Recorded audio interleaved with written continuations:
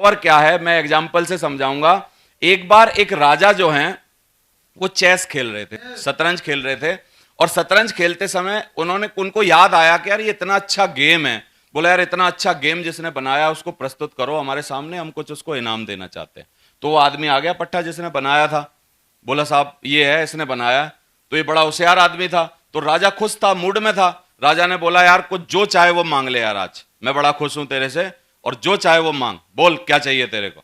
ये बोलता है कि महाराज कोई बड़ी बात नहीं, ये जो शतरंज का बोर्ड है इसमें जो 64 खाने हैं, आप राजा जी बस ऐसा कर दो कि एक चावल का दाना पहले खाने में रख दो और अगले खाने में वो दानों को डबल कर दो, फिर तीसरे वाले में और डबल कर दो, फिर चौथे वाले में और डबल कर दो, और मल्टीप्लाई करते जाओ, और ऐसे हुजूर 64 खाने चावलों से भर दो, बस इससे ज्यादा मेरे को कुछ नहीं चाहिए। राजा को बड़ा गुस्सा आया, उसने कहा यार बेवकूफ आदमी है, तेरे से तुझे असरफी मांगनी थी, तुझे सोना मांगना था, तुझे हाथी घोड़े मांगने थे, तुझे गाय भैंस मांगनी थी, ये क्या मांग रहा चावल और तुच्छ सा इतने से बोर्ड पे क्या करवाना है, दे दो। बोला यार इसको जाओ, मैं तो इसको दिमाग वाला समझ रहा था। तो बाद में जब राजा ने भरना चालू किया, ध्यान दीजिए, तो 8वें खाने में चावल के 128 दाने। बहुत ध्यान से समझना, अगर समझ गए तो छोड़ोगे नहीं इस बिजनेस को। क्या है, 8वें खाने में 128 दाने हैं, फिर अगले 8वें खाने में यानी 16वें खाने में 32,768 दाने हैं। यानी मल्टीप्लाई होके, मल्टीप्लिकेशन की इतनी बड़ी ताकत होती है। 24वें खाने में 8 मिलियन है, मिलियन यानी 10 लाख, और 8 गुणा 10 लाख करोगे यानी 80 लाख। कितने? 24वें खाने में 80 लाख चावल के दाने हैं। और फिर नीचे तो तुम्हारी और मेरी गणित फेल हो जाएगी। नीचे अगर कोई मैं होशियार आदमी मानूं, नीचे की संख्या को पढ़ के दिखा पाए तो ये टोटल है चावल के दानों का। फिर जब ये पढ़ नहीं पाई गई तो सारे चावलों को मिला के तोला गया, आकलन किया गया कि 1 किलो पर कितने चढ़ते हैं, तो इतने किलो पर कितने चढ़ेंगे। तो तोलने में देखिए 461 बिलियन मैट्रिक टन। तो 461 बिलियन मैट्रिक टन, इतने चावल जितने की उस टाइम धरती पे नहीं थे और आज भी धरती पे नहीं है, इतने चावल उस आदमी ने मांग लिए राजा से। क्या होगा, समझ में आ रहा है आपको? नेटवर्किंग के शुरुआती रिजल्ट बड़े कमजोर होते हैं। नेटवर्किंग के शुरुआती रिजल्ट इतने कमजोर होते हैं कि पहले 1-2 साल तक तो ये नौकरी से ही कंपैरिजन नहीं कर पाता धंधा। नौकरी इससे जीत जाती है, क्योंकि नौकरी में 31वें दिन 10,000 तनख्वाह मिलती है, और यहां 31वें दिन कई बार 3100 भी नहीं आते, 31 रुपए नहीं आते कई बार। मेरी बात समझ में आ रही है कि नहीं आपको? और इसलिए हमारे यहां 90% भगोड़े जो होते हैं वो शुरुआत के 1-1.5 साल में इसको छोड़ के भग जाते हैं। अगर आपको इस बिजनेस में 1.5 साल से ज्यादा हो गया है, फिर भी आप मोटिवेटेड हो और काम कर रहे हो, तो मेरे कहने से अपनी पीठ थपथपा लो, क्योंकि आपने वो समय निकाल दिया है। क्योंकि इस बिजनेस के शुरुआती रिजल्ट कैसे होते हैं, बड़े कमजोर होते हैं। ये बिजनेस आपका पेशेंस चेक करता है शुरुआत में। ये बिजनेस आपको चेक करता है यार कितना दम है बंदे में। और दम क्या है, कोई ताकत से दम नहीं देखी जाती कि आप में वजन कितना है, आपके मसल्स कितने सॉलिड हैं। दम इस बात से देखी जाती है कि जब आप दुखी होते हो, परेशान होते हो, टीम टूटती है, आपको परेशानी आती है, तो झेलते कैसे हो। हाँ, मैंने एक वीडियो देखा, उस वीडियो में ये बताया गया था कि जब सीईओ, बड़े बड़े सीईओ जो होते हैं, गूगल का सीईओ, ये वो, जब सीईओ को अपॉइंट किया जाता है तो उनके इंटरव्यू में पूछा क्या जाता है, क्योंकि उनको तनख्वाह कितनी मिलती है। किसी को तनख्वाह मिलती है 600 करोड़ रुपए साल के, किसी को तनख्वाह मिलती है 300 करोड़ रुपए साल के, किसी को तनख्वाह मिलती है 70 करोड़ रुपए साल के।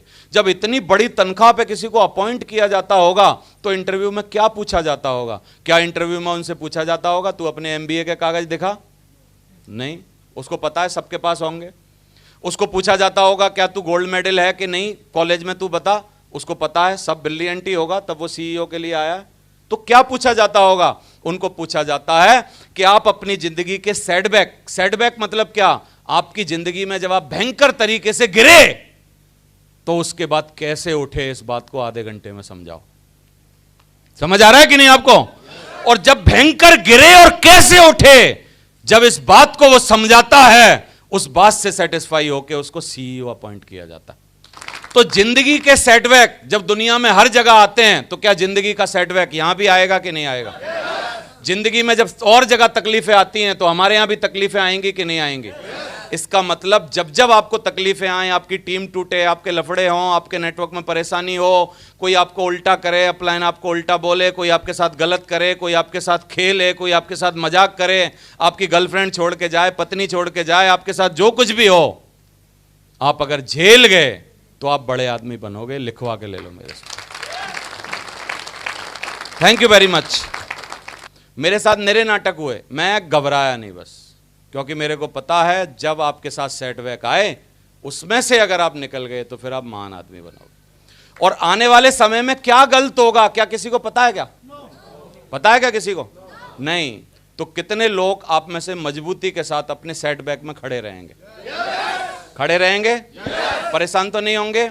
पॉजिटिव एटीट्यूड रखेंगे और तब भी एक्शन लेते रहेंगे तो you will be crown ambassador definitely. मैं शुरुआत में 5.5 सालों के अंदर, 6 सालों के अंदर डायमंड बना, 10,000 की टीम बनी मेरी। फिर मैं अगले 4 साल में मरकरी बन गया, यानी 90,000 लोग और आए मेरे साथ और मैं 4 सालों में मरकरी बन गया 2014 में।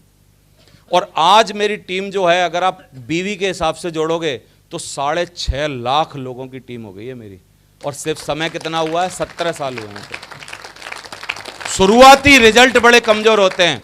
अब ये 6.5 लाख की टीम आने वाले 2, 4, 5 सालों में आप देखना 20-30 लाख की हो जाएगी, क्योंकि अब तो पंख लगे हुए हैं।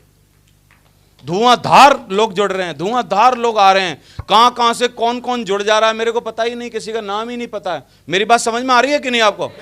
शुरुआती पहला, दूसरा, तीसरा गियर डालना इस बिजनेस में थोड़ा मुश्किल होता है। अगर आपने वो डाल दिया तो फिर टॉप गियर में गाड़ी धुआंधार चलती रहती है। कितने लोग इस बिजनेस में सबसे पहली जो हमारी वो है नींव का पत्थर है उसको उखाड़ के दिखाएंगे, और वो है डायमंड शिप। असली पैसे अगर आपको कमाने हो तो किसके बाद मिलते हैं? असली मान सम्मान पाना हो तो किसके बाद मिलता है? रॉयल्टी किसके बाद आती है? डायमंड शिप के बाद। सब कुछ, अच्छी कार कब आती है? डायमंड बनने। अच्छा मकान कब बनता है? देश विदेश की यात्राएं परमानेंट कब होती हैं? डायमंड बनने के बाद। तो सब कुछ जो है वो डायमंड बनने के बाद है। समझ आ रहा है? तो इसलिए सबसे पहले आपके मन में सिर्फ डायमंड बनना होना चाहिए। दूसरा, लोग बोलते हैं यार आप तो जोड़ते हो, और जोड़ने के काम को हम बड़ा खराब मानते हैं। कोई बोलता अरे लो यार प्रिंसिपल साहब आपने भी जोड़ना चालू कर दिया, तो उनको बोलो भाई साहब सरकार की तरह, राजनीतिक पार्टियों की तरह और दूसरे तथाकथित जो धर्म के गुरु हैं उनकी तरह तोड़ नहीं रहा, कम से कम जोड़ रहा हूं। और दुनिया के किसी भी क्षेत्र में जोड़ना जो है वो खराब नहीं माना जाता। जब एक लड़का लड़की को पंडित जोड़ता है तो उसको शादी बोलते हैं। जब एक लड़का लड़की को पंडित जोड़ देता है उसको शादी बोल देते हैं। एक विखंडित परिवार को जब एक वकील और जज मिलकर जोड़ते हैं उसको एक समुदाय बोलते हैं, एक परिवार बोलते हैं। और हम भी डेली प्लान दिखा दिखा के एक अपना समूह, एक पॉजिटिव लोगों का फैमिली, एक परिवार बना रहे हैं। हम तोड़ नहीं रहे, तोड़ने की राजनीति नहीं कर रहे। लोग धर्म के नाम पे तोड़ रहे हैं, राजनीति के नाम पे तोड़ रहे हैं, आरक्षण के नाम पे तोड़ रहे हैं, रंग के नाम पे तोड़ रहे हैं, जाति के नाम पे तोड़ रहे हैं। लेकिन हम सिर्फ और सिर्फ सपनों के नाम पे और सफलता के नाम पे दुनिया भर को जोड़ रहे हैं खाली। तो कितने लोग ईमानदारी से जोड़ने के व्यवसाय में काम करते रहेंगे? बोला तुम तोड़ो, तुम देश के नाम पे तोड़ो, धर्म के नाम पे तोड़ो, जाति के नाम पे तोड़ो, लोग समुदाय के नाम पे, क्षेत्रों के नाम पे तोड़ रहे हैं, लेकिन हम हर नाम पे लोगों को जोड़ रहे हैं। बोलो क्या गलत काम कर रहे हैं? क्या गलत काम कर रहे हैं? गलत काम कर रहे हैं कोई? तो इसको ईमानदारी से आप बात करिए, लोगों से बात करिए। और स्मार्ट वर्क कर रहे हैं हम लोग, तो स्मार्ट वर्क करिए आप लोग। साथियों, अगर आपको ये वीडियो हमारा अच्छा लगा है, जो हमारा एक छोटा सा प्रयास है आप लोगों को सफल बनाने के लिए, आप लोगों को आगे बढ़ाने के लिए, आपकी तरक्की में 4 चांद लगाने के लिए, और आपकी ओवरऑल पर्सनालिटी जो नेटवर्क मार्केटिंग के और डायरेक्ट सेलिंग के जरिए से बदल सकती है या इम्प्रूव हो सकती है, इसको अगर आपको अच्छा लगा है तो आप इसको सब्सक्राइब कर लीजिए, क्योंकि आपको नोटिफिकेशन टाइम पर मिले, कोई भी वीडियो आपकी मिस ना हो, और बेल आइकन को प्रेस करना है। Thank you very much.